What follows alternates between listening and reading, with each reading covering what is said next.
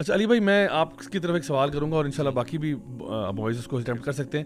سوال یہ ہے کہ ایک آرگیومنٹ جو پیش کیا جاتا ہے عام طور پہ وہ یہ ہے کہ دیکھیں یار، اگر آپ نے اسلام یہاں پہ شریعت کی بات کی نا تو یار آپ لوگوں کے اتنے مکاتب فکر ہیں، اتنے آپ کا اتفاق ہو ہی نہیں سکتا کسی چیز پہ. آپ تو کوئی شریعت پہ اگری نہیں کر سکتے، تو اس لیے بہتر یہ ہے کہ چونکہ آپ اگری نہیں کر سکتے، دیر فور سیکولر ٹھیک ہے، کیونکہ سیکولر میں ہر بندہ اپنا اپنا people mind their own business, تو ہر بندہ اپنا اپنا کھیلتا ہے، تو اس لیے پھر اس میں جو ہے نا ہم لوگ نہیں. تو اختلافات تو میں سمجھتا ہوں پارٹ آف لائف ہیں اور پارٹ آف ایوری ڈسپلن ہے بھائی.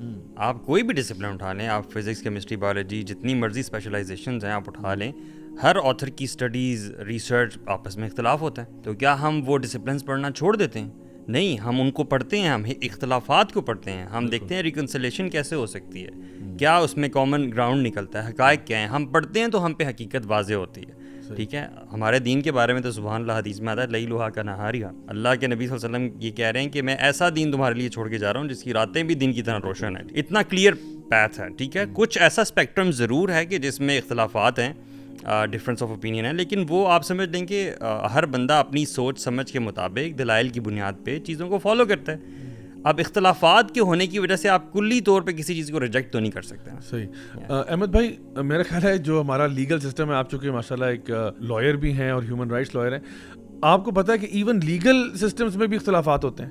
یعنی ایک ہی کیس ہوگا، دو ججوں کے فیصلے مختلف آئیں گے، تو کیا پھر ہم لا کو ہی ختم کر دیں ٹوٹل؟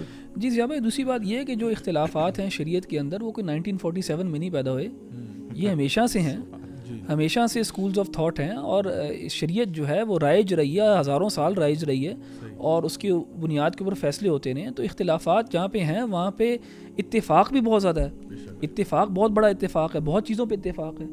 تو ابھی مثال کے طور پہ بہت زیادہ آپ کو ماڈلز مل جائیں گے جہاں پہ آپ اپلائی کر سکتے ہیں اسلامک فریم ورک کو لیگل سینس کے اندر. تو یہ بات کہنا کہ کیونکہ اختلاف ہے اس لیے سیکولرزم ٹھیک ہے، دیکھیں سیکولرزم جو ہے نا وہ ایک خود دین ہے، وہ stand alone religion it self ہے. اس کی کچھ بڑی بیسک انڈرسٹینڈنگز ہیں، بیسک انڈرپننگز ہیں، جس میں سے ایک ہی طرف آپ نے اشارہ کیا کہ سیکولرزم جو ہے وہ ریشنلزم کے اوپر بلیو کرتی ہے. یعنی وہ کہتی ہے ہر مسئلے کا ہم نے ایک ریشنل سولوشن نکالنا ہے.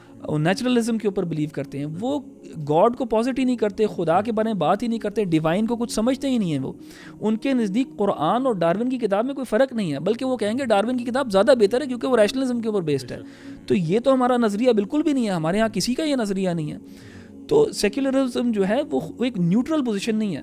کچھ لوگ سمجھتے ہیں سیکولرزم ایک نیوٹرل پوزیشن ہے، اگر آپ اسلام کو اس کے ساتھ ملاؤ گے تو اسلام کے اندر کچھ نیوٹرلٹی پیدا ہوئے گی. ایسے نہیں ہے بالکل. سیکولرزم خود بنسبت اپنے طور پہ ایک دین ہے، اور اس میں ویسٹ میں اسکالرز کو بڑا اچھی طرح آپ سمجھتے ہیں اور اس کو پرپوز بھی ایز اے دین کرتے ہیں. اینڈ دیکھیں جہاں پہ آپ نے اسٹیٹ انسٹیٹیوشن سے بالکل ریلیجن ریموو ہی کر دیا تو پھر وہ اسلامک کیسے رہے گا؟